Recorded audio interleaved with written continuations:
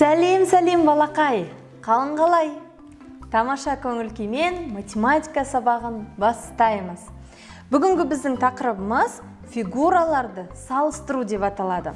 Ал кәнекей, сабақты бастамас бұрын мынандай сұраққа жауап берші.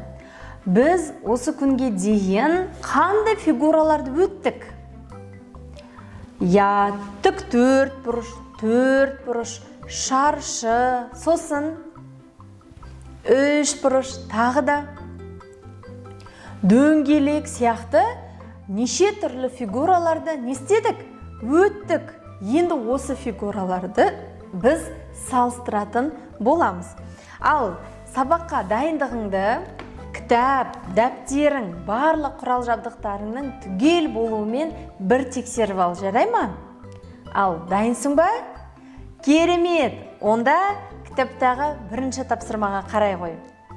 Сонымен біз мына фигураларды салыстырған кезде ұзын, қысқа, жуан, жіңішке, үлкен, кіші деген сияқты сөздерді қолданатын боламыз. Бұлар мағынасына қарай қарама-қарсы сөздер. Мысалы, мына ұзын, қысқа дегенге қарай қой. Қызыл жолақ тұр, және де жасыл жолақ тұр. Қайсысы ұзын, ал қайсысы қысқа? Қалай ойлайсың? Әрине, ұзын жолақ, қызыл жолақ ұзын, ал жасыл жолақ қандай? Қысқа. Ал енді жуан және жіңішке деген екі сөзді қарайық. Қалай ойлайсың? Қай? Мына жердегі екі қызыл және жасыл жолақтың қайсысы жуан, ал қайсысы жіңішке? Дұрыс айтасың. Жасыл жолақ жуан, ал қызыл жолақ жіңішке. Тамаша. Ал енді үлкен, кіші деген сөзбен салыстырып көрейік, жарай ма? Енді мысалы, жасыл жолақ көк жолақтан үлкен ба, кіші ма? Өзің көріп тұрғандай, кіші, дұрыс айтасың. Ал енді қызыл жолақ көк жолаққа қарағанда үлкен ба, кіші ма? Мұқият қарай қой. Үлкен, тамаша. Міне, біз не істедік? Заттарды әр түрлі белгісі бойынша оларды салыстырдық. Енді осы мына алған білімімізді әр қарай екінші тапсырмада не істейміз? Жалғастырамыз. Қарай қой. Қайыңның діңі жіңішке, ал еменнің діңі қандай болады? Жуан, тамаша. Келесі, екі кілтті көріп тұрмыз, дұрыс па? Бірінші кілт ұзын, ал екінші кілт қандай болады? Қысқа, жарайсың. Ал енді мына екі сөмкеге қарай қой. Бірінші сөмке кіші, ал екінші сөмке қандай? Үлкен, дұрыс айтасың. Міне, көрдің бе? Біз заттарды әр түрлі белгісі бойынша не істедік? Салыстырып үйрендік, жарайсың. Ал енді мына Асан мен Үсенге қарай қой.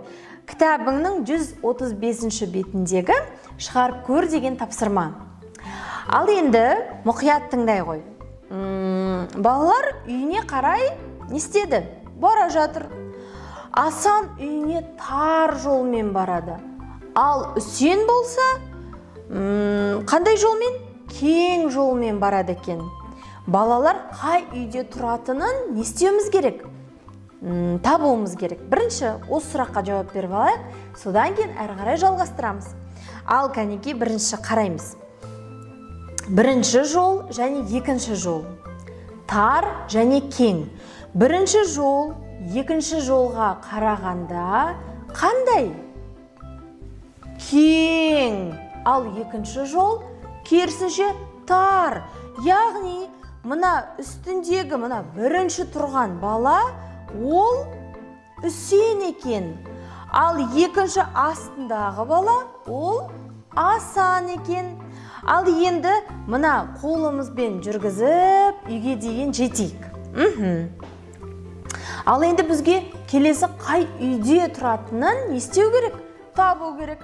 Бірінші үйге назар аудар және екінші үйге назар аудар. Бірінші үй екіншісіне қарағанда қандай? Үлкен.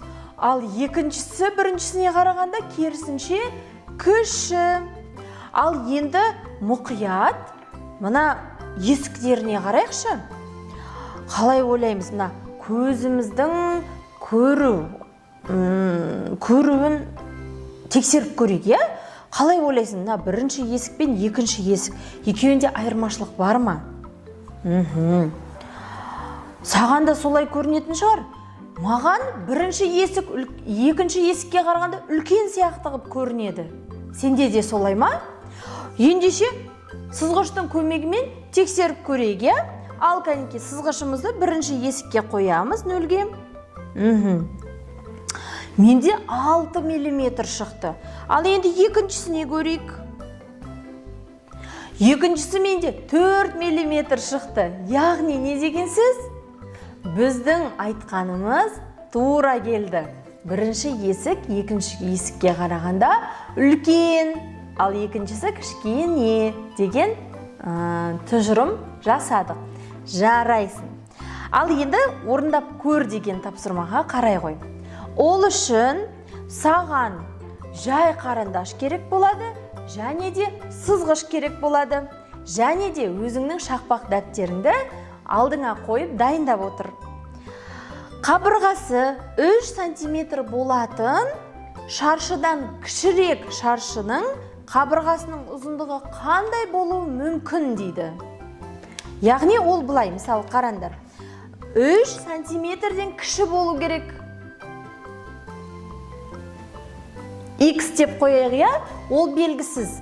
Ол, яғни, мына X-тің орнында қандай өлшем бірліктер болуы мүмкін? Я, 3 см, мысалы, 2 см-ден ұзын. Яғни біздің шаршымыз 2 см болуы мүмкін, иә? Ұзындықтары. Келесі, 3 см-міз 1 см-ден артық. Яғни біздің шаршымыз қабырғалар 1 см-ден де тұруы мүмкін деген сөз. Ал енді саған мынандай тапсырма. Мына екі өлшем бірліктің біреуін алып, сызғышың мен қарандашыңды пайдаланып, дәптеріңе шаршы сыза қой. Ал сызып болдық па балалар? Жарайсыңдар. Ал енді келесі ойлан деген тапсырмаға қарайықшы. Бұл логикалық тапсырма. Бірақ саған ешқандай қиындық тудырмайды. Себебі біз логикалық тапсырмаларды жақсы көреміз. Оларды шығара аламыз. Және де бүгінгі мына біздің байқампаздық қасиетімізді анықтайтын тапсырма болады. Бірінші суретке қарай қой. Суреттен қандай заңдылықты көріп тұрмыз, және де әр қарай жалғастырғанда біз қандай фигураны саламыз. Міне, осыны анықтап алуымыз керек. Ал қараймыз. Бірінші, мен тақтаға сызып, бірінші көрсетіп алайын, жарай ма? Кіші үшбұрыш тұр. Содан кейін домалақ, үлкен үшбұрыш, кіші үшбұрыш және қайтадан домалақ сызылған екен.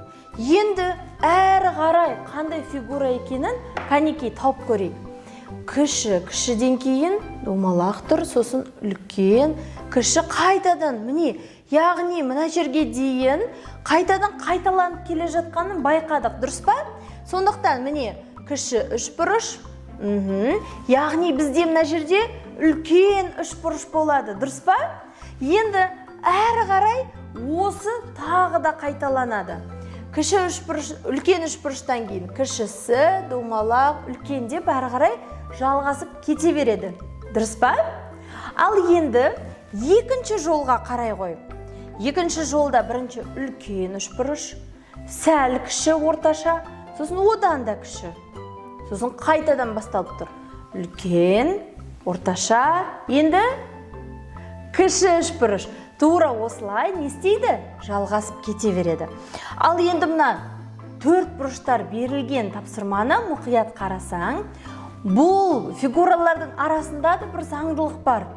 Енді оны айтпаймын. Оны сен маған осы видеоның астындағы комментарийға жазып жібер, жарай ма? Я, апай, түсіндім. Мен бұл заңдылықтарды үйреніп алдым. Енді бұндай логикалық тапсырма маған оңай болады деп комментарийларды күтетін болам. Келістік па? Ал жарайсың. Ендеше сабағымыздың практикалық бөліміне, яғни дәптермен жұмысқа кезек келді. Ал балақай, дәптеріңнің 131-ші бетін аша қой. Өлшемдері бірдей фигураларды табуымыз керек, және оларды бірдей түске бояуымыз керек. Кәнекей, бұл жерде енді бізге анықтау оңай болады. Себебі барлығы шаршылармен не істелген? Берілген екен. Яғни, қайсы фигурамен тең екенін қалай табамыз? Ондағы мына шаршылардың санымен табамыз. Яғни, шаршыда, мысалы, 10 шақпақ болса, тура сондай 10 шақпақты фигура екеуі бір-біріне тең деген сөз.